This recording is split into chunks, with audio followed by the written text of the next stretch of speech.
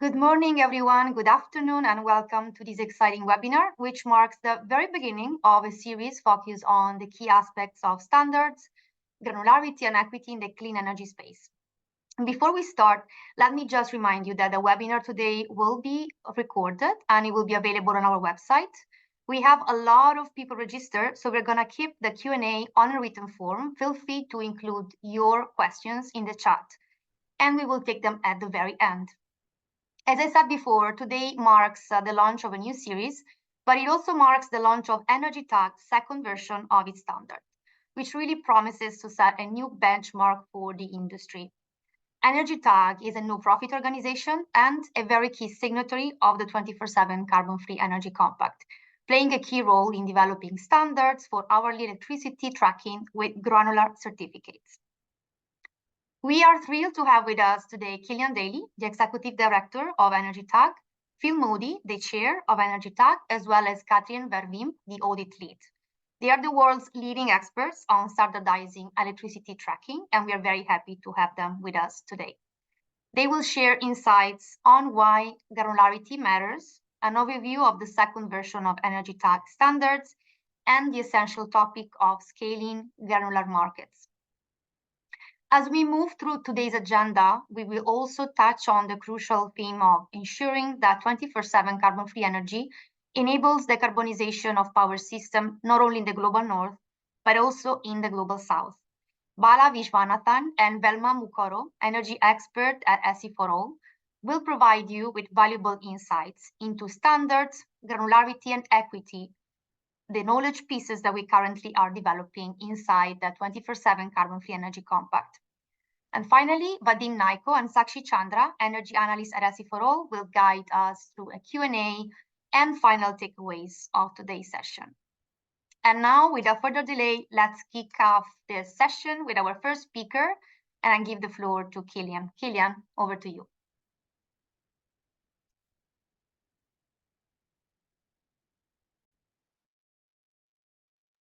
Thank you very much. I had to find the unmute button. Thank you so much for the introduction, Irina, and thank you for everyone for being here today and registering in such numbers. So I'm Killian Daly, Executive Director at EnergyTag, and very happy to present the latest version of our standards here today. The agenda is right there. Irina has already run through the major aspects of that. But here it is again. We'll try to keep it relatively brief in terms of the sections, but we are covering a lot of information. We'll share the slides after, so you can deep dive again if we go through things a little quickly.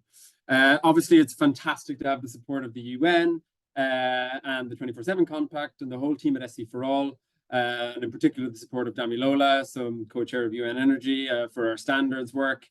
It's really, really important to have this support, and thank you for it. So what I'm going to do over the next 10 minutes or so is just take a step back and to make sure everyone understands why granularity matters. Why does a granular certificate standard matter? Why do all of this stuff? The standards we're basically publishing today are twofold. One is about how do you issue granular certificates. So these certificates that provide unique bits of information about energy production. So like the energy source, crucially the hour timestamp of electricity production, the many other attributes like new clean energy that people might want from the electricity produced. Granular certificates are the key tool that will transfer that information to the consumer, enabling them to do matching. That's our second standard, which is just published today, actually, for the first version, the Granular Certificate Matching Standards. So it's all about issuance and then matching those GCs to consumption. We'll have way more detail on that later, but that's the basic overview of what we're presenting today. And why does that matter? Why does matching matter? Because the world is changing, so we're seeing a lot of compliance regulations that are requiring this now for things like clean hydrogen. To ensure it's really, really clean, you need to do granular matching of electricity to consumption. So our standards enable that. Also, we see voluntary target mechanisms starting to move and think about how they go towards more granularity. Obviously, the 24/7 Compact with its 140 signatures is a great example of this. And we are also seeing changes in carbon accounting. So things like the Greenhouse Gas Protocol are under review. And at least I would hope that they go towards more granularity also. So having verifiable granular matching is an absolutely critical component to all of these evolutions. So EnergyTag is a not-for-profit, just to take a step back about who we are ourselves, and we have 3 pillars of activity. We're based in the UK. We have a global focus on standards, markets, and policy. So obviously we have the world's only GC-based granular matching standard. We have software specifications as well that we'll publish in detail more in a minute. We also seek to enable the granular clean power markets that use our standards. That's really, really important to drive the volumes that we need to see. So we do case studies. We're going to run a webinar series that I'll talk a bit about later to expose some of the great work being done by people in putting these markets together. And we also work on policy. So, you know, we worked a lot on the European Union, on the updates of the Renewable Energy Directive, on the hydrogen rules here. Similarly, in the US, we worked a lot on the clean hydrogen tax credit as part of the Inflation Reduction Act. And then globally, we focus on things like global standards, like the Greenhouse Gas Protocol. Sign up.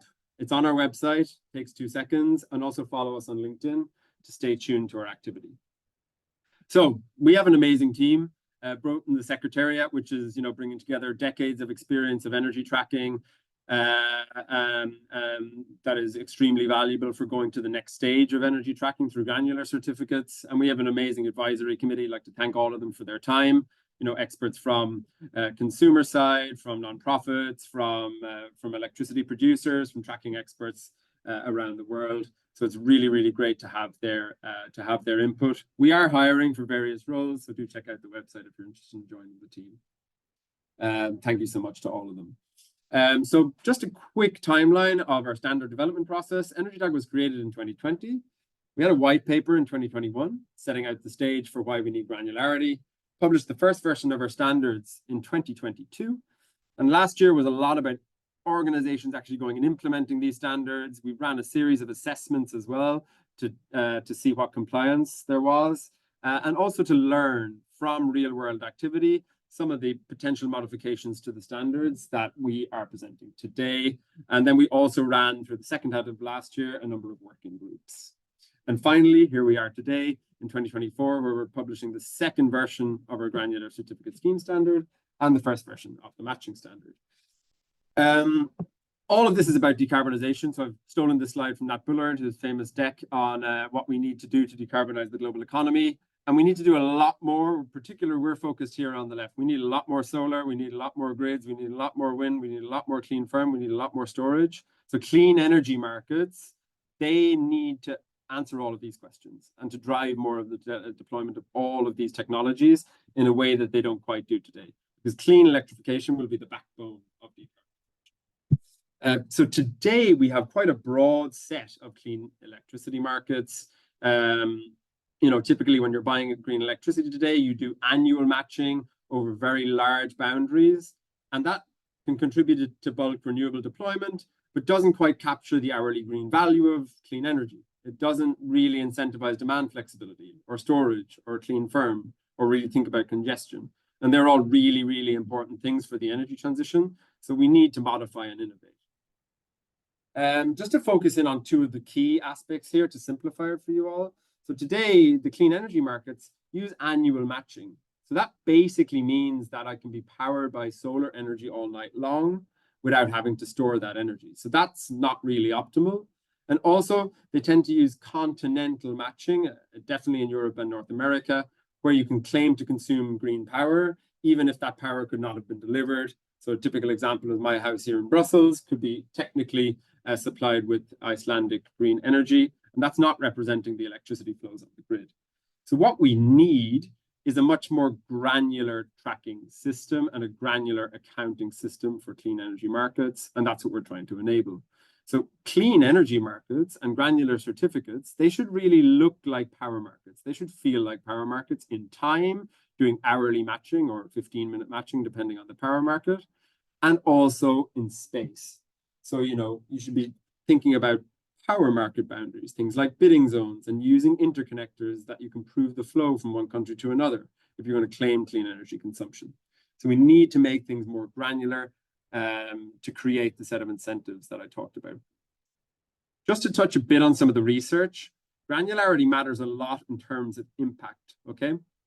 This is analysis done by Princeton University on the US clean hydrogen topic that has been one of much debate in the past few months. It shows that granular hourly matching is the only effective accounting system for clean hydrogen production in the US. Any other system, as you see here on the graphics, actually leads to clean hydrogen being more intense than gray hydrogen in terms of emissions. Hundreds of millions of tons a year are in the balance here. So, proper accounting, what we're trying to do here matters a lot in terms of global decarbonization. We need to go granular to ensure that we're delivering decarbonization outcomes that are required. Also, granularity means more storage. And I think that's really, really important. And that's not quite the case today if you have annual matching. That incentive to take energy from the daytime to the nighttime, it's not quite there if you can take the certificate without having to store the energy. So this is modeling done by TU Berlin, showing that basically to be 100% annual matched, you need solar and wind. To be 100% hourly matched down here on the right, you need solar and wind. Great, we need more of that. But also you need both short and long duration energy storage. And that's really, really important. We need these markets to incentivize storage and flexibility alongside renewables. Also, a really interesting analysis. The IEA have done some really interesting modeling on this topic also, showing that actually there's far greater system value from hourly matched portfolios. And this actually is really crucial because it leads to a much fairer cost allocation between the consumers and the rest of the grid. So basically, organizations who have 100% or a 90% even hourly matching goal, they really deliver a lot of system benefits that it obviously benefits all consumers on the system, even those with far less means than a large electricity consumer, for example. And this modeling is done for both India and for Indonesia. Also, in terms of the economics, it's really important to think about economics. A really interesting analysis that was done by Euroelectric and Pexapark here in Europe, showing very significant hedging benefits for long-term PPA contracts with a lot of hourly matching. Not 100% necessarily, which is interesting. So we see on the graph here, for a 10 megawatt consumer in Germany, the PPA with wind and solar and storage combined into a blend with more hourly matching gives better hedging, less volatility, and in some cases over 10 million euro a year of hedging benefit or savings, because you're basically covering much more of your demand in the long term and avoiding price spikes on the electricity markets. And so there's a big hedging benefit angle to think of here when we think of hourly matched PPAs. And then just to go back to the initial framework before, these granular markets, they provide many more price signals, and they provide the price signals that we actually need to decarbonize the grid. Here's a graphical representation thanks to Level 10 Energy, just showing what these markets will do. They'll help us pinpoint the hours where renewables need to be balanced with clean power, and to do that. Because if we don't do this, then we're going to balance it with gas. And that's a key problem of the energy transition. So policy, is rapidly expanding around the world, creating enormous amounts of opportunities and enabling hundreds of terawatt hours. This is country scale stuff of granularity that's already embedded in regulation. I won't go through them all, but the EU and the US both have sets of hydrogen or clean hydrogen regulations that are going to require hourly matching towards the end of the decade. There's going to be huge, huge volumes if we get anywhere near our hydrogen targets in both those regions. That's an enormous amount of hourly matching that has to be done, and it's an exciting opportunity for those providing the solutions, whether they be the technology solutions or the software solutions. There's many other initiatives. We have a spreadsheet on this. We'll share it after. There's stuff going on in Ireland, in the UK on hydrogen as well, and much, much more in the pipeline. So it's exciting to see this regulatory development also going towards granularity. And lots of organizations, over 30 organizations, are already doing this today. So check out the case studies on our website. We have over 20 of them now.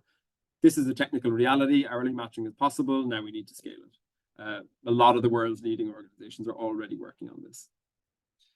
And gigawatts of granular PPAs have already been signed. Again, this is in our tracking file. I won't go through them all. One thing I would note is that large volumes from big off-takers with high levels of hourly matching, and also with storage and clean firm like geothermal embedded in the PPA contracts. This is what we need to see. We need to see these blended portfolios supplying consumer demand. That's sending the real price signals already, and these are deals that have been done and signed. So this is, again, these frameworks exist, and we need much more of this. You know, many of the leaders, I talked about the research, there's jurisdictions adopting this, there's leading, you know, organizations like the UN, leading corporates, environmental nonprofits that have already backed this concept. And so all of European system operators, so they're the ones responsible for the grid, they also support this increased granularity green electricity markets. So there's lots done, but there's a lot more to do. We're still in the early stages of this journey.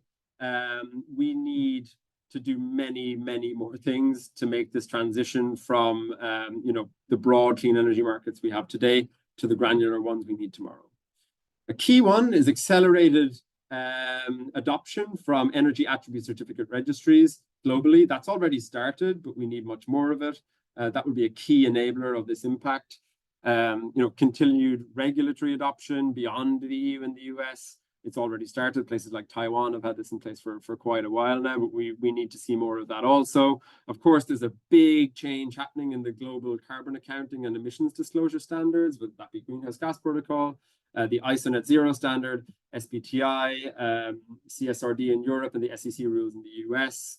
Lots going on there, and they need to go in the right direction also. And of course, we just need that voluntary market demand as well. More PPAs, more volumes of traded GCs, and improved market design to enable that. So I hope that that's been interesting. Now I'm going to pass over to our chair, Phil Moody, who's going to take a step into why we need the EnergyTag standard. So I'll pass over to yourself, Phil. Well, thanks very much, Killian. Good introduction. Why do we need a standard? I got into this because a long time ago I worked on policy with the climate change levy and the renewables obligation in the UK. And around that time, we started thinking, wouldn't it be nice if we could sell green energy into Europe and other places within Europe could exchange green energy themselves? And what were the big challenges here? One of the biggest challenges was the risk of double counting. And that was just a sort of people could sell green energy to each other by contract. But at the same time, how could you guarantee that that really was green and that they hadn't just imported from a wind farm? And that, you know, this is I don't know, a trader who's importing from a wind farm and then selling it out to 2 or 3 different people as the same thing. And that wasn't going to work. So we came up with the idea of certificates backed by an accepted standard. And we spent the next 20 years developing that standard. And I led that development until about 4 years ago when I stepped down, because I realized one of the things I really wanted to do was I wanted to go one stage further. And instead of doing the energy accreditation on a day-by-day, year-by-year basis, I wanted to do it on an hourly basis. And I felt there was a real benefit in doing this. Killian's been talking about. So if we're going to put in place a granular matching standard, one of the chief things we want to be sure about is you can't use the daily certification schemes that already exist and then have an hourly scheme as well, and the 2 of them get sold together, so you get a double counting issue there. And that's something we're really trying to avoid. That's the basic premise of this standard. So 2 premises. First one is double counting. The second one, I should say, is once the certificate has been issued, then it can't be changed. Absolutely vital. At the moment, there is no granular certificate standard. Within Europe, we have a standard that works right the way across Europe. That's currently being refined by European standards organizations, and they're getting towards the point at which they adopt that. So that's been a lot of work over the last 3 years. The voluntary standard that we had between European member states that happened beforehand, that took about 20 years to get where it is at the moment. But that leaves the rest of the world, and there's a heck of a lot to be done there. So that's what we want to build, because that's important for consumers. The real important thing with certificate schemes is they have to be transparent. They've got to promote transparency, so a consumer knows precisely where his energy's come from. You know, whether that's by wind farms or photovoltaic cells or whatever, whether it's by a particular power station, whether it's from a particular country, all of those sort of things should be available to consumers. It also should be verifiable. It's no good just saying, hey, I got a contract here and waving a piece of paper in the air. Yeah, fine, you've got a contract. Maybe you've got a back-to-back contract with a fossil fuel station. Maybe you've got some other sort of swap contract in place. So what we really need is something which is verifiable, which is underpinned by a good standard which is properly enforced. So we don't want to confuse our consumers. That's really important. Consumers need to know precisely where things are. They need to have trust, and that's what we're trying to build. And the other point, of course, is particularly for the bigger consumers, data standards have got to be common across a number of countries. If you have outfits in 20 different countries, you want to be sure that they have roughly the same data standards, they have the same process standards, so you don't have to learn the whole thing all over again for each country you're operating in. You want one standard, it just makes everything more efficient and more effective. So how does the standard help? Killian, next slide, please. First thing is the EnergyTag standard prevents double counting. We've made very, very sure that the energy attribute certificates, these daily, monthly, annual certificates that currently exist, there's a good relationship between them and hourly certificates that prevents the two being used separately. They have to be used together in effect. There is a global standard now. This is emerging. EnergyTag is the only global granular certificate standard currently. It exists and it works. We've proved that over the last 2 years. Transparency is provided much the same way as it is for the current energy attribute certificates, but it's on an hourly basis, and it's verifiable. That we've checked. Friendly to consumers. Consumers have one way of doing business with the systems. Doesn't matter which country you're in, it's all the same. The data is all the same. So a value in one country is the same as a value in another country. Can we, next slide, please, Killian? Two standards here. The first one that we created about 2 years ago, which deals with the actual issuing of certificates and how the certificate mechanism works. It's very much, think of it like creating a currency and then managing that currency. So you know what the source of the energy is, you know when it was produced, you know where it was produced. There's all sorts of other attributes like the age of the power station, like whether it's received support, government support or not, all those sort of things. That's all controlled within the issuance standard. And we've added in to the standard now storage technologies. We've improved that section, which used to be a set of guidelines that's now been brought within the standard. The other part is the matching standard, to make sure that you're going to get clean hourly energy rather. It's going to come from where you want it to come. So if you don't want, say you're in India and you don't want to receive energy from Australia, which is reasonable because physically you can't, then you can control that. And you can bring that much more close. So you could look at one state within India, or you could look at one city. It's up to you how you develop it. And that's a matter for the supply companies. There's other criteria, such as whether it's a new asset or not. Can you accept power that comes out of a very old hydropower plant, or do you just want brand new photovoltaics? It's up to you. That's a matter for the consumer. So 2 standards, one for the system itself and one for matching. Next slide, please. What they do, what they don't. The scheme standard itself makes sure that when you're issuing guarantees, granular certificates, that you do this in a robust manner. When you issue them, when you transfer them, when you cancel them, it's all done properly. And that allows an EAC issuer to adopt granular certificates if he chooses to, or to work with a granular certificate issuer if that's the way he wants to do it. What it doesn't do is it doesn't set compliant requirements. It doesn't define matching criteria. That's a matter for somebody completely different. That's a matter for the supply company. So granular certificate matching standard that enables matching to take place under a harmonized global framework. And it sets all the quality criteria which you'd use in regulation, in standards, and in so on. Next, please. The development process, after we produced the first version of the standard about 2 years ago, we went through a period of a couple of years when we have about 20, 30 demonstration projects at the moment. We let them run. We looked at them. We saw how they were working. We reviewed each one. We found where they complied with the standard. We found some areas where they didn't comply, maybe because they didn't want to, maybe because it wasn't possible, maybe because we weren't clear enough in the standard. And so we then revised the standard.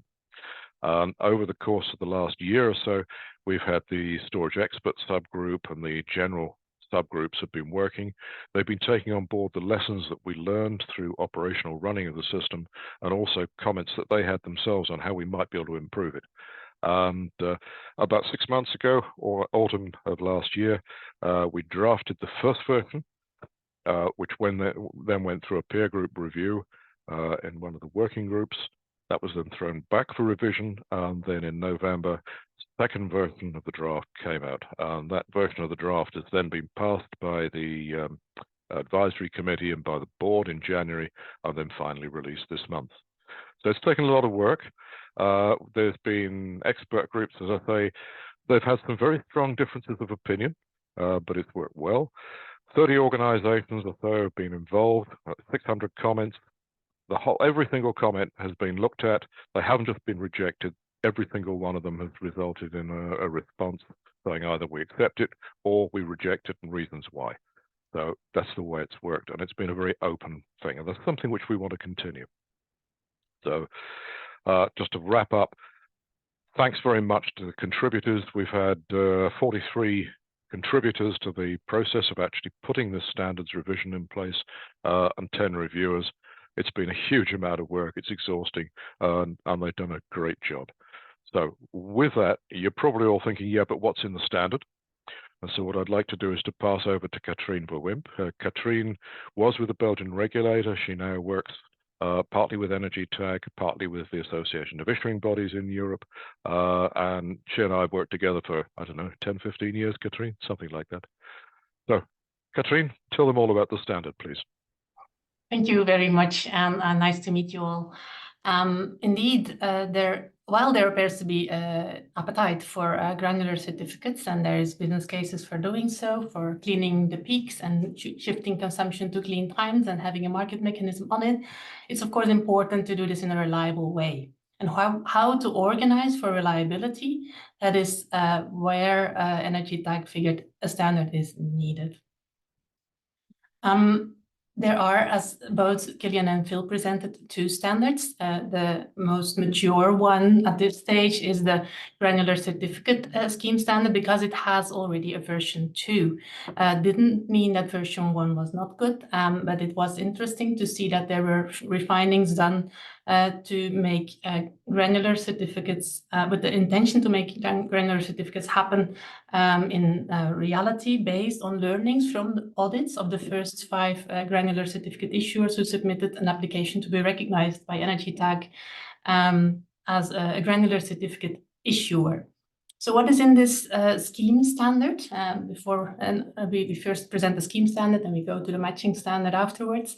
There is a whole bunch of topics addressed. You could say maybe in the future we have to standardize further or more, but on the other hand, we also realize that this is a journey to come from existing landscape and to onboard in a journey, in a facilitation towards granular certificates.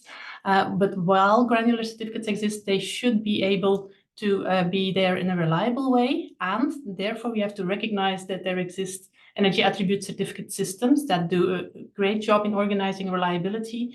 If there wants to be more granularity infused into those systems, then EnergyTag offers a few ways of thinking. And of the table of content, I take the liberty to pick the 4 main topics relevant to present today, and I welcome you to look into the standard and print it out for the details that are definitely interesting to investigate if you're into the subject. So we go into roles, scheme configurations, attributes, and storage a little bit. So on the roles, a role is a liable entity. So first of all, when you talk about reliability, you have to work with parties that can actually take liability on. So that's why we define some roles and what they can take up in their responsibilities. Definitely producers are the reason why this all is done, stimulating renewable energy or clean energy production at the times where it's being consumed needs producers to get incentives. The producers have an interaction with the measurement body. Then a granular certificate issuer is actually the key role in the standard, and the responsibilities of that party are very much laid out. So from producer measurement leads to the granular certificate issuer to issue a granular certificate on an account of a producer in a granular certificate registry. That in itself looks like issuing money on a bank account or sending money to a bank account. It's like sending or creating a certificate on an account of an issuer in a registry. The certificate can have a lifetime. The lifetime of the certificate is that it can be traded to another party, but it can only exist in one place at the same time. It's a unique identifier, a unique ownership and titling instrument. So the producer can transfer its certificate to the account of another party, may be transferred between multiple parties, trade can be organized, and in the end, the certificate ends its life. When it ends its life, it can be used to claim the attributes that are mentioned on that certificate, and the renewable or clean character can be valued. The roles at the end side, we come back to in a second when we explain the matching standard. Next slide, yes. So let's dive into how to organize that issuing of certificates. And EnergyTag recognized it needs to work together and from the existing energy attribute certificate schemes. They have set up robust building blocks that ensure this reliability character. And the most important aspect here is preventing double counting, because you can have great intentions, organizing more granularity, but if you work in parallel with an existing system that already tracks the renewable character or the clean character, then you cause double counting, and that would actually undermine the whole cause. So 3 configurations have been identified that make sense, that can be organized in a way that still prevents double counting. And double counting can occur in multiple areas. It's around every corner when you organize an energy tracking system for molecules or electrons that cannot be physically tracked. Can have double issuing, duplication during transfer, double registration, double cancellation, and definitely double usage. All these need mitigation measures to prevent them. Let's go into each of the configurations. Configuration 1 is the preferred configuration in EnergyTag, actually saying existing energy attribute certificates evolve into a granular certificate scheme. So the existing energy attribute certificates become hourly or sub-hourly certificates. The producer, his production is measured, and it leads to the issuance of an hourly certificate. Let's use the term hourly here, also if we mean sub-hourly production periods, depending on the settlement period where you are operating. And so you issue in a granular certificate registry, then directly the granular certificates based on the measured production. This can be transferred and end its life in a cancellation of that certificate, and then can be allocated to a beneficiary that make a claim based on this cancellation. And here the main party, the granular certificate issuer, is the EAC issuer, the energy attribute certificate issuer. Configuration 2 would then be acknowledging that in some cases the EAC issuer is not ready to establish this evolution, but might want to facilitate the service of granular certificates in interaction with its registry, just not be the one who develops this himself. It is a configuration where a granular certificate platform interacts with an existing EAC registry in a way that still prevents double counting.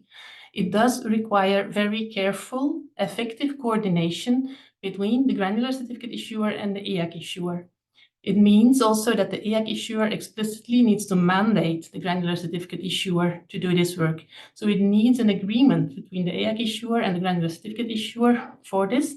And why is that so important? Well, to make sure that the EAC is not cancelled to another beneficiary than the one to who the granular certificates are allocated. If the EAC issuer can guarantee that the way his EACs are, his energy attribute certificates, monthly certificates, are allocated to a beneficiary, is in congruence with the way it is organized in the granular certificate scheme, then configuration 2 can be acknowledged as a reliable system for granular certificates. Then that were the 2 configurations that were in version 1 of the standard. we had to acknowledge that at the time where we audited the first granular certificate issuers, it was not always so easy to immediately get the EAC issuers sign such agreements. It's up to the EAC issuers whether they feel it to be valuable, obviously. And there was appetite by granular certificate issuers to serve consumers who ask for granular certificates. But while not reaching the phase where an EAC issuer is ready to put its signature under this mandate to a granular certificate issuer, configuration 3 was popped up as basically a way to fill the gap in between. It aims to be an intermediate scenario, but it is good to see that this enables the kickoff, basically, of the granular certificate issuers where the EACs are not ready for it yet.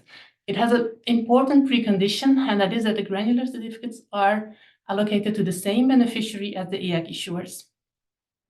So hourly matching is can be done, but anyway, the certificate is really not transferred, not traded to another party than to whom the EAC is allocated. Why is it then still important to have the granular certificates? Well, that enables to have a unique identifier and to match hour per hour based on the identifier of the granular certificate, and that unique identifier is an important aspect that prevents double counting. So it's non-tradable, so it's not ideal for organizing and marketing a granular certificate, but at least it enables reliable matching.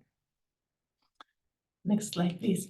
So when these three configurations are compared, EnergyTag has a clear preference for scenario 1. If that's not possible, then scenario 2 can be there. It's still facilitating a market mechanism. And if that is not possible, then as a transition scenario, configuration 3 is also facilitated. Next slide. Yes. What is on these granular certificates? That is the list of attributes, basically, or how does it actually look? Granular certificates, it looks very similar as most of the energy attribute certificates today look. It's a unique identifier, usually an ID number, together with a bunch of data fields attached to it. These inform about the energy source, the production location, the timestamp of production, obviously, and some other information items that can be of relevance, like the age of the production device, the dissemination level, whether it comes from conversion, like what it was issued for. Multiple areas, aspects of information can be carried. EnergyTag standardizes some main ones that are quite common in energy attribute certificate systems in the world, but it also allows for more data. Another aspect of the EnergyTag standard is storage. Because when you have a framework that wants to clean the peak and shift consumption to clean times, it, on the other hand, wants to also stimulate flexibility mechanisms in the market. This is organized by storage device operators often, and obviously they facilitate flexibility, but it would also help if they can not only claim that, or say that they shift the energy over time, but they also shift the attributes of that energy over time, so that they charge clean and discharge in a clean way at a certain moment in time.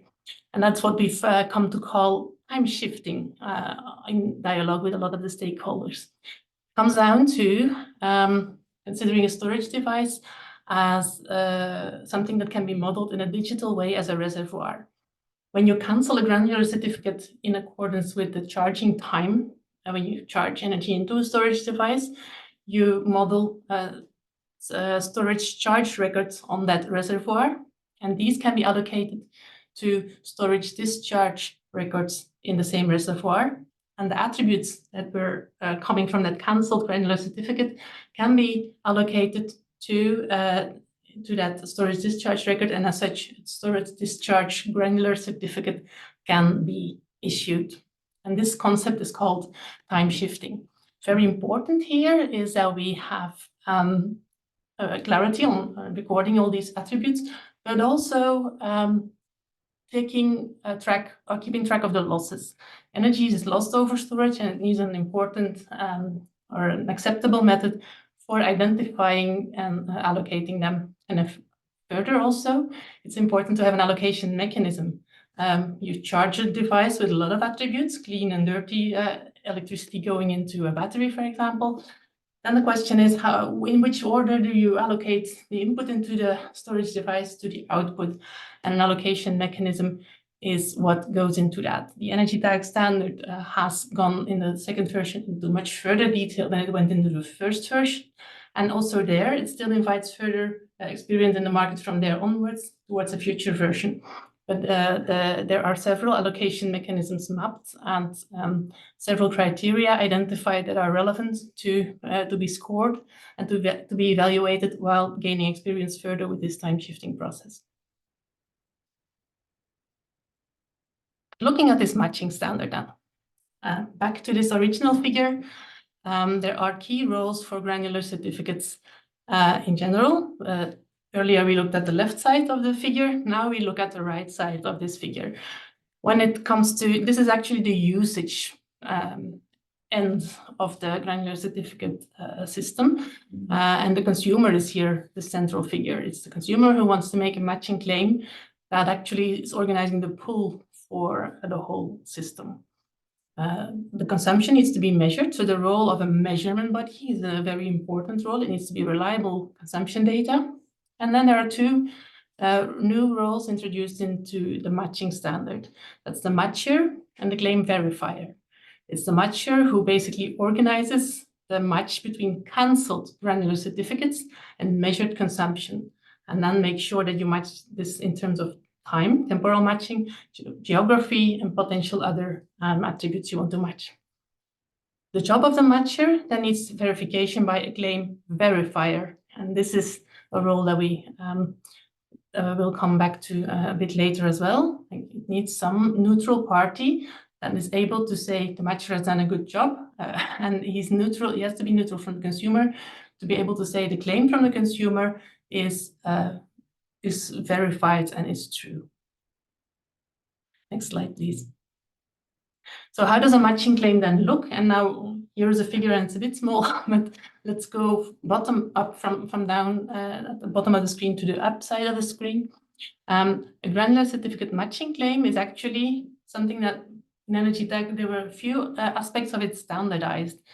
It enables to say what percentage of your electricity was matched on an hourly basis or on a temporal basis. It will clarify that percentage, and it will relate to a matching framework. The matching framework will then say the temporal matching interval, whether it is, for example, hourly matching or 15-minute based matching, a geographical matching that is done then intra-bidding zone, and, for example, or it could also be country-based matching. It will clarify what geographical framework is the framework for the matching. Do you just have a granular identifier of what you actually mean with geographical matching?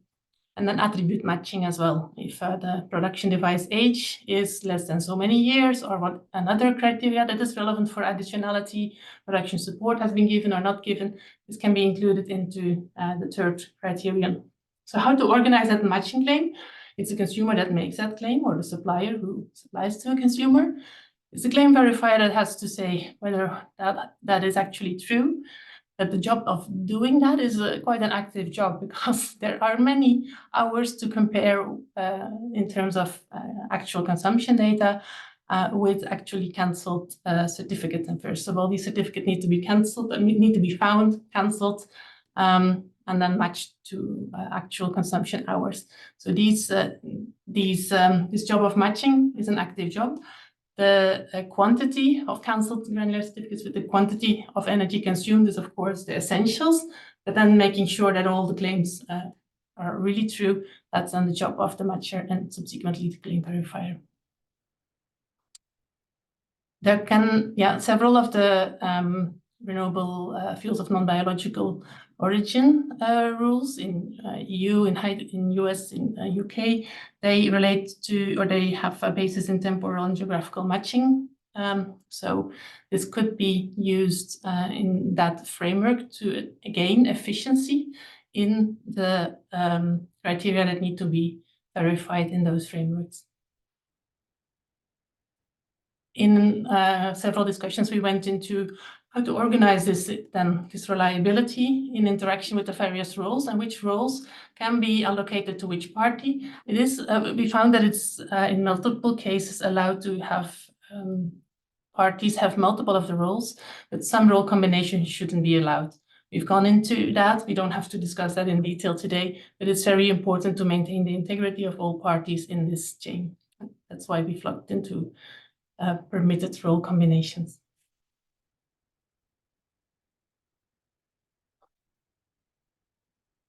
With that, I think we've gone through the aspects of the matching standard, and with that, I want to give it further to Gillian. Thank you so much, Katrine. I think there's a whole richness of information in those standards, and from all the working groups and obviously the decades of experience of Katrine and Phil in setting up these type systems. So thank you so much for summarizing it in a relatively short amount of time. There's piles more detail in the standards for those of you who do want to dig into it. All of it's on our website. I'll talk about that in a minute. But thank you very much, Katrine, and indeed to Phil. Now I'll just talk about a few of the aspects in terms of the use of EnergyTag standards and how we go about accrediting the standards. And then I'll pass over to Bala from SE for All. So the basic approach is our standards are open source. So they're free to use. There's no barriers to accessing, or you don't have to pay for the standards. They're all on our website. So that's really important. Anyone can take these and use them as they wish. However, if you want to claim EnergyTag compliance, then accreditation is required, either for the GC issuer to issue EnergyTag compliant GCs, or for a claim verifier who wants to verify claims of matching against the matching standard. We think that's really important to ensure trust and quality. When someone says EnergyTag compliance, that means something. That means it's all been verified and checked what's being said. As has been discussed by Katrine, that there's no double counting, that the matching really happened, etc., etc. That's crucial to building a trusted market. And it also, on the other hand, avoids poor quality implementation or assessments that could damage the standard and indeed these markets as they scale. So in terms of the accreditation process, there's part one is GC issuer. That must happen first because we have to have GCs to do matching, of course. That's against the GC scheme standard. You do have to have accreditation to say you're EnergyTag compliance. Anyone can read the standard again. But to say you're compliant, you do have to have accreditation from EnergyTag through the GC issuer assessment process. Also for claim verifiers, there's an accreditation is required. However, there's a series of waivers possible on this one. So, if the assessor, if the claim verifier rather, has like an ISO standard compliance for standard conformity assessment, then they would be waived from our accreditation process. It's just a mechanism to make sure that we can, be sure that good quality verifiers are verifying and granting EnergyTag compliance. There's 3 documents that are on the website right now in our resources section. One gives an overview of the accreditation process that are basically this graphic on the left. One discusses the GC issuer accreditation, and the other discusses claim verification. The initial focus is still on getting GC issuers accredited. Currently, the claim verifier process is a proposal, so it's not actually final. We invite comment on that for the next couple of weeks. Details of how to give comment around the document, and we'll finalize that in Q2 and let you all know via the mailing list. Of course, like all of our standards, this will react to uptake and to market scaling and will evolve over. So there's a couple of ongoing GC issuer assessments from these organizations on the left. Very exciting. This started last year, and we expect to have the first confirmed GC compliant, EnergyTag compliant GC issuers in the coming months. Also, some of these organizations may be matchers and claim verifiers. So just to note that that's not the sole function that they're serving. And obviously, there's a very large geographical scope of these organizations covering North America, parts of Europe, and also through iTrack much further afield as well. So it's exciting to see implementation ongoing here and these assessments coming to a close. Obviously, this is all about software. At the end of the day, we present all of our standards in PDF format. We also supply technical specifications. We have an API specification developed by Future Energy Associates, who've done amazing work helping us put this standard and process standard into a friendly format for developers who are actually going to go out there and build these systems, and a series of system architecture diagrams as well, which really get into the weeds of how you implement the standard in software. Hugely helpful. We've updated that API spec to also reflect the updates to the standard, again, on the website in the standard section. So 4 documents on the left that have been updated in the standard section. And in accreditation, you have those 3 documents that I mentioned already. So that's all on the website. From today, please go and check them out. As always, we're open. Info@energytag.org, Killian@energytag.org. Just reach out to us if you want to ask questions or if you have any particular comments on the work. We have a webinar series coming up. So now that our standards update process is complete, the rest of the year for EnergyTag will focus a lot on enabling market development. So there's a lot of exciting things happening. There's the GC Trading Alliance that is being coordinated with these 6 organizations there on the left, including Level 10 Energy, who are coordinating that. Quinbrook, so one of the world's largest battery aggregators and operators, has done really exciting and new stuff on GCs for storage tracking, and many other initiatives as well. Super exciting examples to show of actual implementation of this stuff. So we'll have a webinar series coming up. Sign up on energytag.org to our mailing list, and you'll get all the information about these webinars. The first one will likely be in mid-April, likely April 10th. We're going to confirm that, and it will feature the Granular Certificate Trading Alliance and Energy Track and Trace, which is the European system operator project on granular certificates across Belgium, Germany, Netherlands, Estonia, etc. So please make sure to sign up there. Lots going on at EnergyTag. On the standards pillar, we're going to be focusing now on accreditation and getting more adoption with EAC issuers on the markets. It's just about driving market volume more and more and more. Webinars, anything we can do to enable that. We're going to start tracking the volumes. We already do that to an extent, but that'll probably turn into some sort of market report. And then policy, always keep. Renewable Energy Directive implementation in Europe. For example, the hydrogen tax credit in the US, a massive opportunity for a new form of clean energy market there. We want to make sure that that gets done in the most efficient way possible. The greenhouse gas protocol update process, I'm sure you're all aware of that. We'll hopefully be participating in that directly, and many, many more topics. Do stay tuned, all on the mailing list. And follow us on LinkedIn is a really good way to kind of stay in tune with what we're up to. So that's it. The Q&A will be afterwards. Thank you so much for your time. We've more or less two minutes over, I think. Thanks for showing up in such numbers. And we will send all of that information, obviously, in the follow-up mail as well. And looking forward to your contribution to EnergyTag going forward. I'll now stop sharing my screen and pass over to Bala from SE for All. Bala, please. Thank you so much, Killian. Just sharing my screen. I hope everyone gets to see. Talk about a tough act to follow. So that was a phenomenal presentation. So thank you so much for sharing all that information. I personally felt like I could have a few more questions myself, but I'm sure we are all sort of waiting for the Q&A session. So hi everyone, my name is Bala. I'm an analyst with SE for All, and through this short presentation, my colleague Velma and I, we wanted to share a bit on some upcoming pieces of work as a part of the 24/7 carbon-free energy compact. Energy compacts, as you might know, is an initiative supported by SE for All as well as with the UN Energy. So going on to the next slide. So far, I just got the number that we have 148 24/7 carbon-free energy compact signatures.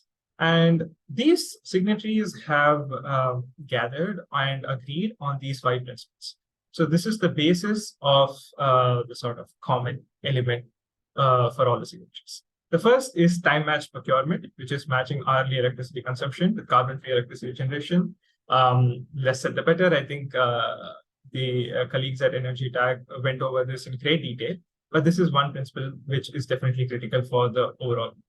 The second is local procurement, which is purchasing energy on a fairly reasonable region covered and making sure that the purchase of clean energy is matched with the consumption at a regional and sort of technical feasible level.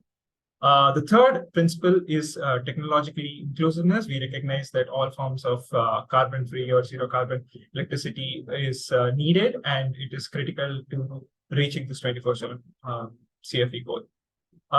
The last two are enabling new generation. So it is all about additionality of driving rapid decarbonization by adding new carbon-free energy systems. And the last one is on maximizing system impact. This is about addressing like carbon-free energy at the sort of dirtiest hours where fossil fuel energy is used. So these have been the principles on which the 148 signatories have joined.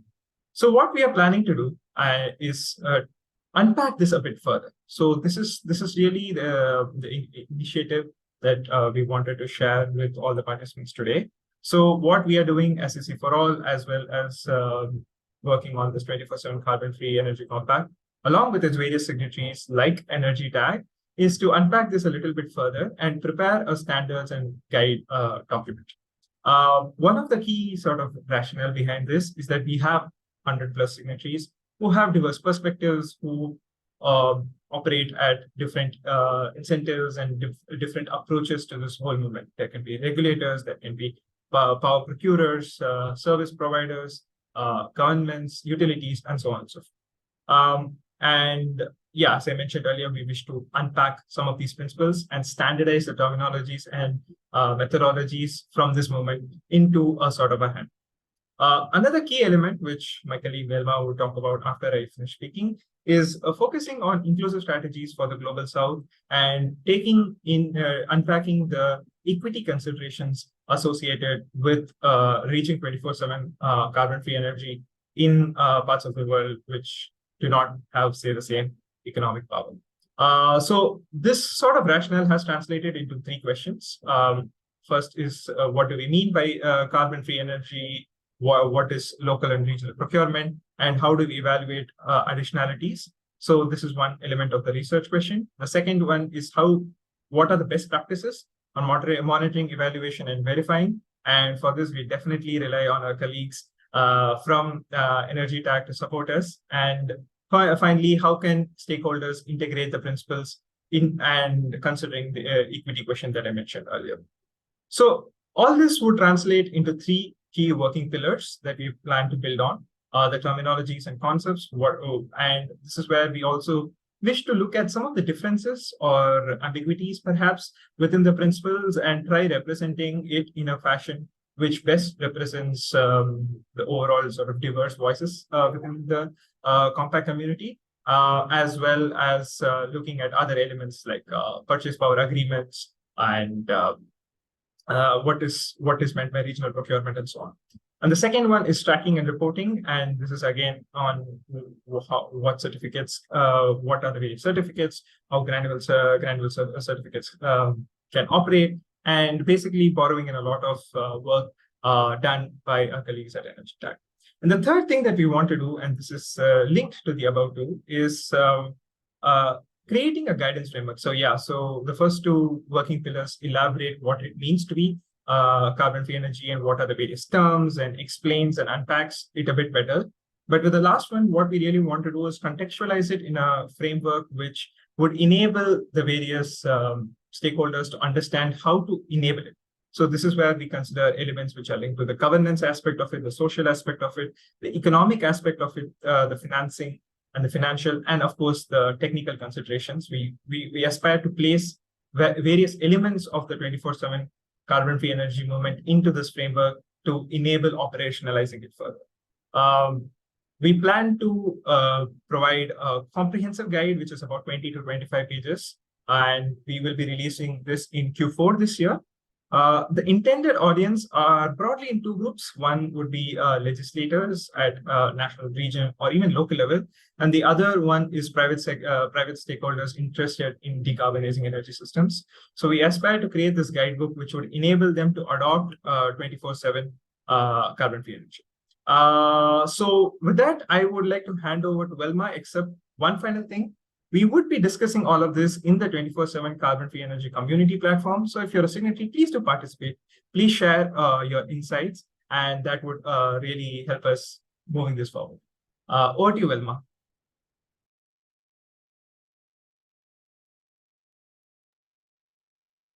Next slide, please. Right. Thank you, Bella. So indeed, standards and metrics play a very significant role in addressing some of the energy equity issues in the Global South. And we will be conducting another study to investigate granularity and equity issues in the Global South. So a bit of a background. Equity generally is described as a just and fair inclusion. And when it's applied to the energy system, it is the ability of energy systems to make decisions that are inclusive and responsive to the diverse needs of energy stakeholders, and also to make sure that the benefits and the burdens that are associated with energy systems are equally and fairly distributed among all stakeholders. Now, equity dimensions, therefore, equity dimensions of that can be used, that can serve as a framework for analyzing equity issues around 24/7 carbon-free energy in the Global South. Around 24/7 carbon-free energy in the Global South. And the first dimension is recognitional equity that seeks to raise awareness of the ongoing inequalities around access to 24/7 carbon-free energy. So, for example, underlying institutional bias, things to do with historic and ongoing injustices, as well as lack of social and political recognition. In the context of 24/7 carbon-free energy, addressing ongoing and historic inequalities can address some of the ongoing issues around accessing 24/7 carbon-free energy. For example, policies, projects, and interventions that discriminate or impede uptake of 24/7 carbon-free energy. The second dimension is the procedural equity dimension that seeks to promote equitable inclusion of diverse stakeholders in decision-making process, because with lack of adequate participation, then there's the likelihood of coming up with systems or outcomes that are not responsive to the unique perspectives or priorities of different stakeholders in the Global South. The fourth dimension is distributional equity, and this is about making 24/7 carbon-free energy available to all stakeholders. Despite the progress that has been made so far, regional disparities still exist in relation to accessing 24/7 carbon-free energy. So we may end up with a case where, by advancing the 24/7 carbon-free energy movement, either worsens existing inequalities or creates new inequalities. And the last dimension is the restorative dimension that seeks to use governments and other key decision makers to make policies and regulatory frameworks that address ongoing and historical equity issues. For example, governments can choose to invest or reinvest in infrastructure that enable 24/7 carbon-free energy, as well as policy and regulatory frameworks that are aligned to this. On the next slide, please. Now, the previous presenter, Bala, has mentioned the 5 principles of the 24/7 carbon-free energy compact, and time-matched procurement is one of the key principles. Now, these principles align with the Scope 2 greenhouse gas, with the location-based Scope 2 greenhouse gas accounting methodology. To achieve a truly 24/7 carbon-free energy compact, we need to high levels of granularity, whereby electricity consumption is matched to carbon-free energy sources at very short intervals, for example, at hourly basis.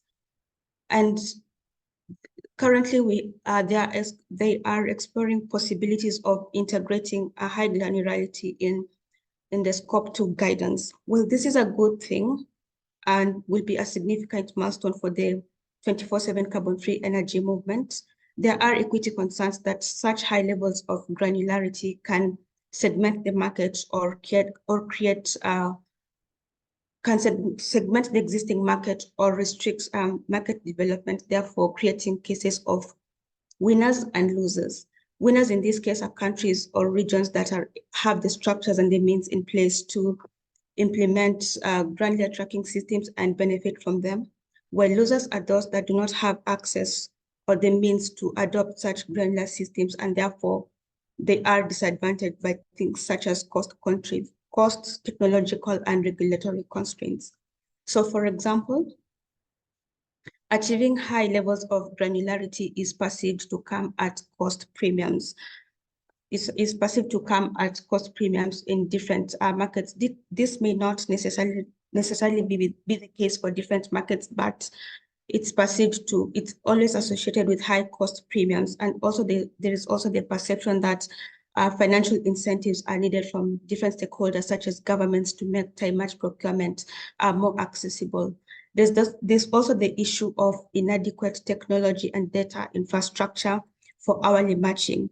And the current grid is seen as a barrier to hourly matching. And it's perceived that there is the need for expensive grid upgrades to retrofit sophisticated systems for hourly matching in the current grid. And lastly, there's the issue of incumbent policy and regulatory frameworks lacking provisions for hourly matching. Therefore, the current systems serve as a barrier whereby they restrict entry of new players into the market, and therefore time-match procurement or granular tracking systems are not readily available in these regions. On the next slide. So, despite all these challenges, there are several opportunities that can be leveraged to address the equity concerns around granularity in the Global South. For example, countries that have interconnected local and regional grids can leverage on the existing infrastructure to establish systems for granular matching. Also, some of the countries in the Global South have shared social, economic, environmental, and regulatory environments. Therefore, they can leverage on South-South collaboration to develop cost-effective systems that are tailored to the local needs and address some of the shared needs in the Global South. And also, lastly, there is the opportunity to modify existing policy and regulatory frameworks to include standards on hourly matching. So our study will address some of these issues to identify the challenges and where the opportunities are. And our focus will be countries in the Global South. We'll look into countries in Africa, Asia, and Latin America. And we will conduct in-depth case studies with different stakeholders such as governments, policymakers, energy providers, technology providers, utility companies, etc., just to understand the status quo, where they are at the moment, and the needs for the sector. We will also review existing policy and regulatory frameworks in different countries to identify to what extent they have integrated elements of hourly matching or time-match procurement and where the gaps are. On the next slide, please.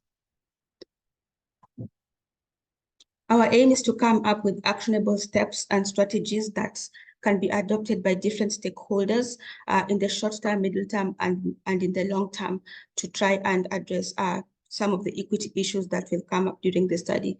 So for example, going back to the 4 dimensions of energy equity that I mentioned, for restorative equity that seeks to work with governments and policymakers and the key decision makers to address ongoing inequalities, we hope to explore ways to incorporate elements of time-match procurement and granularity in existing policy and regulatory frameworks in the short term so that we have clear guidance that can reduce barriers to diffusion of 24/7 carbon-free energy in these markets and further promote market liberalization.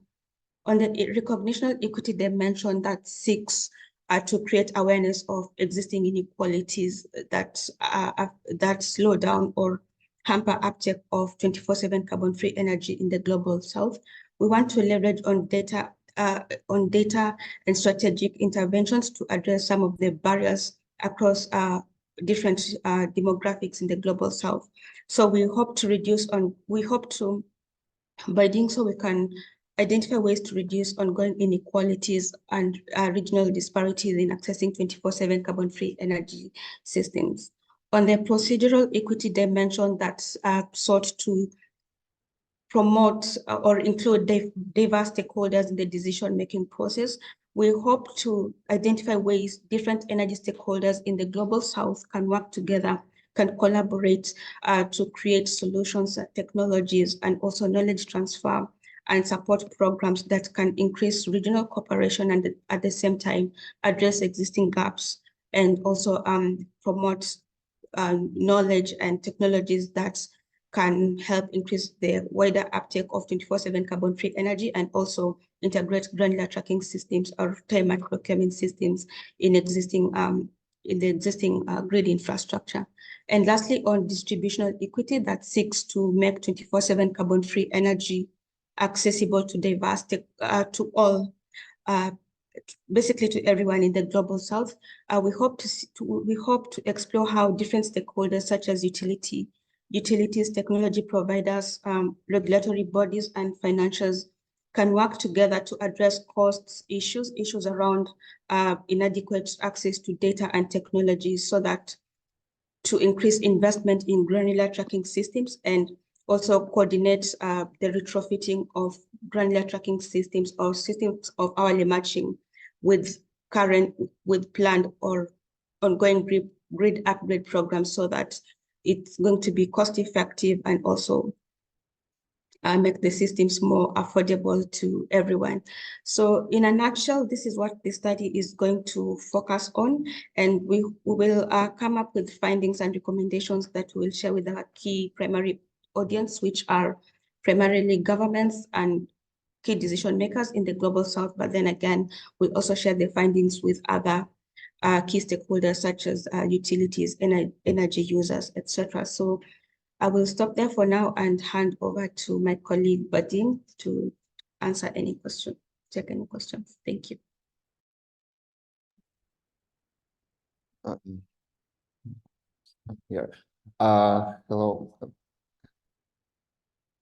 Hello everyone, and thank you for the presentations. We've received many questions to each of the speakers, but due to time constraints, we will today answer a few of them, and then if you want more of your questions answered, please feel free to reach out to the webinar participants. And I think we will start with our colleagues from EnergyTag, and the first question we have for them is, should the electricity consumer carry the burden of developing a variable generation storage, or should that role be better served by grid operators? And does the operation of storage to meet a granular match target align with the grid reliability goals in all cases? Yeah, I think it's over to you, Kilian. Yeah, I think it's a good question. You know, I certainly think that consumers should be able to contribute to the development of storage and providing revenues to storage devices. That's really, really important. Like everything we're proposing with the EnergyTag standard and with 24/7 CFE as a framework, it's not the panacea. It will not solve all the world's problems by itself, but it can be a really meaningful part of the decarbonization puzzle. So of course, grid operators will have a role in incentivizing storage. You know, things like governmental capacity mechanisms. It really depends on the country that you're in, but I think governments and consumers and grid operators all have a part to play. And I think one thing that we haven't seen yet to date is perhaps, you know, clean energy markets driven by consumers, like contributing in a meaningful way to storage revenues and storage build out. And that's what we're trying to do here by integrating that into granular certificate systems and granular matching markets. So yeah, and I think another thing, you know, I won't get into too many details, but it is really important. That's something we've seen in very advanced storage markets, like in the UK and California and Texas, that, you know, storage is looking more and more for new revenue streams beyond the traditional ones like frequency response and ancillary services. And 24/7 PPAs, for example, can give a long-term revenue stability that would be really valuable. Or granular certificates would allow batteries to, co-optimize and trade on short-term markets, providing more revenue as well. We're going to run a webinar on this, by the way, so do sign up to EnergyTag's mailing list, specifically diving into this topic for an hour with some of the world's leading experts and storage operators. So yeah, obviously can't answer it all today, but I think it's it's a really important part of the puzzle. But I don't think any one party should be responsible for build out of storage. Thank you, Killian. And another question we have for you or for your colleagues from EnergyTag in the Q&A chat is, does hourly matching mean matching based on the hour of the day, which means any day, or does it need to be matched on the same hour of the same day? No, I think it's a good clarification question. Yeah, it has to be the same hour of the same day. So, if you're producing, now it's 5:15 in Central European time. To do hourly matching, you would have to consume electricity between 5 and 6, and then match that with clean production between 5 and 6 on the 12th of March 2024 in the same hour. That's really, really important, and that's because that's essentially how electricity markets work, to balance the grid always in real time. So that's a really, really important part of a clean energy market design, is to make sure that we respect the reality that you need to balance electricity in real time. And I think with granular certificates, what you can do is make sure that you're balancing your demand with clean electricity supply every hour. And if everyone does that, then we'll decarbonize the grid. So it has to be in the same hour. Thank you. I think that's really important. It really clarifies for many people. And the last question we will address to you today, before we switch and ask one from our CFO colleagues, is while the main objective is decarbonization, would you accept nuclear certificates if those exist? Thank you. I see absolutely no reason why we shouldn't accept nuclear certificates. They're carbon free. So, and similarly, we might add to that as well fossil fuel if it was carbon capture and storage. So these are all things which you could include, depends on what you want to use them for. But the essence of EnergyTag is transparency. That's the important thing. So I think, some European countries, in fact, do all generation tracking. So you track every unit, like a full disclosure system. And I think, to touch on what Phil mentioned earlier, it's that, actually, that can be really valuable as well, because that means not only the consumers who are buying clean energy, are rewarded, but those who are doing nothing, then they're left with the fossil fuel electricity that we want to drive out of the system, right? So that's a potential future as well. So yeah, technically speaking, our standards just require you to list the source of energy, and then a regulation or a consumer choice will decide whether they want to, focus more on renewables or include nuclear also, or maybe more importantly, include new assets. So like for hydrogen, for example, you have to have new assets. So whether that's new renewables or new nuclear, that's another attribute that you can take from these granular certificates. In general, to answer to multiple of the questions in the Q&A, it's EnergyTag doesn't make necessarily, the standards don't make the judgment. They facilitate the instrument that enables others to make the judgment. And it's a neutral carrier of information that's documented on a granular certificate.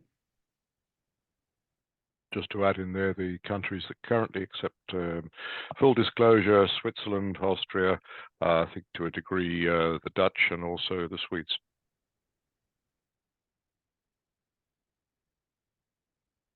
Thank you very much, Killian, Katrin, and Phil. I'm sure we could continue with the questions for EnergyTag, but due to time limitations, and now I will switch to a question we have for our colleague from SFO, for Bala. And Bala, question for you: is this research aligning with the work being done by Euroelectric 24/7 Hub and also the CFE contracting principles that recently launched, and particularly about terminologies, etc.?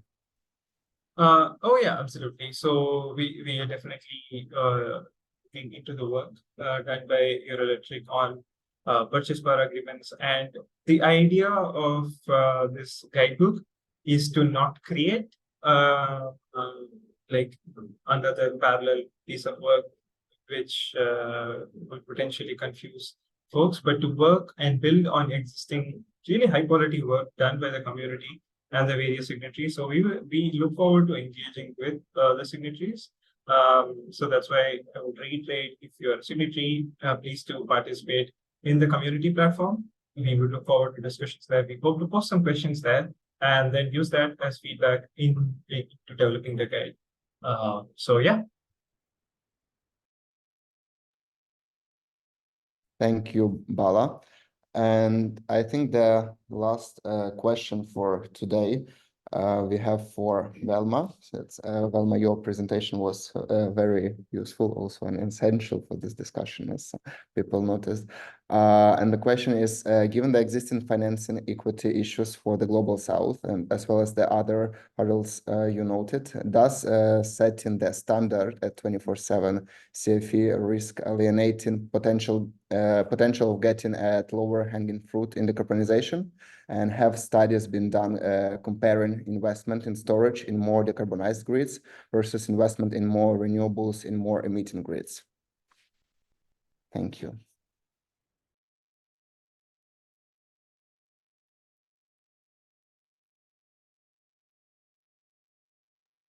Sorry, Vilma, I think you're on mute. Sorry for that.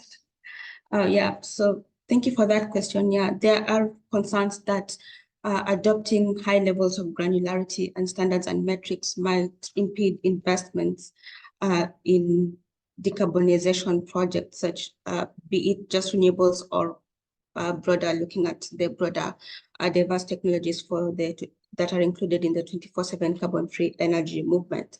So yes, there are such concerns, and what we hope to do with this study is to identify whether decarbonization can be achieved in a cost-effective manner. For example, there are concerns that it requires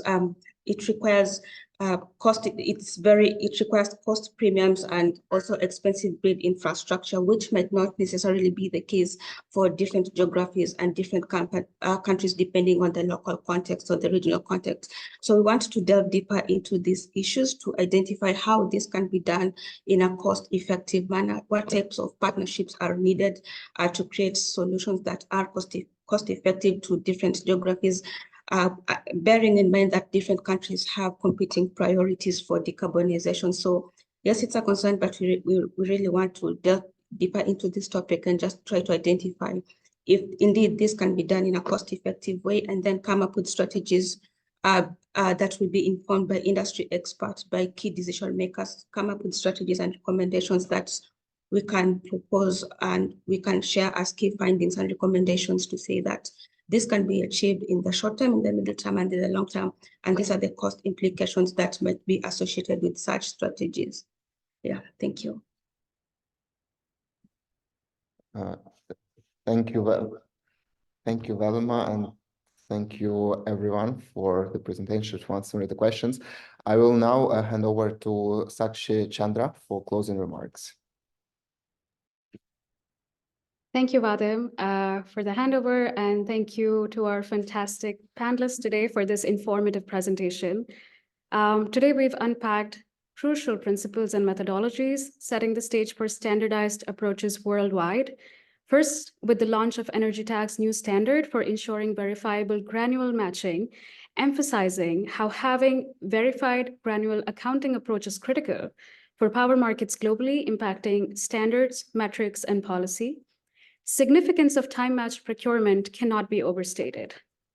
By aligning electricity consumption with carbon-free generation on an hourly basis, we pave the way for tangible emissions reductions and a more sustainable energy future.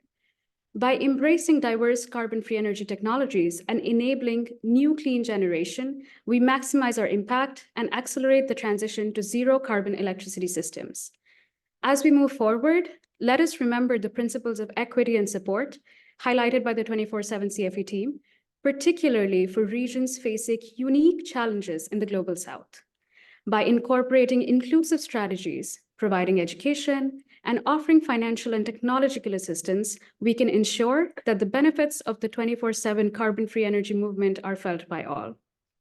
In closing, I urge all stakeholders to take actionable steps outlined today, from incorporating time-matched procurement and policies to investing in granular tracking systems. Together, through collaboration and concerted effort, we can realize the vision of a sustainable, carbon-free future for generations to come. Thank you for your participation and commitment to this important cause. Please reach out to EnergyTag and the 24/7 Carbon-Free Energy Compact. We would love to hear from you. Thank you so much again for joining, and have a wonderful rest of your day.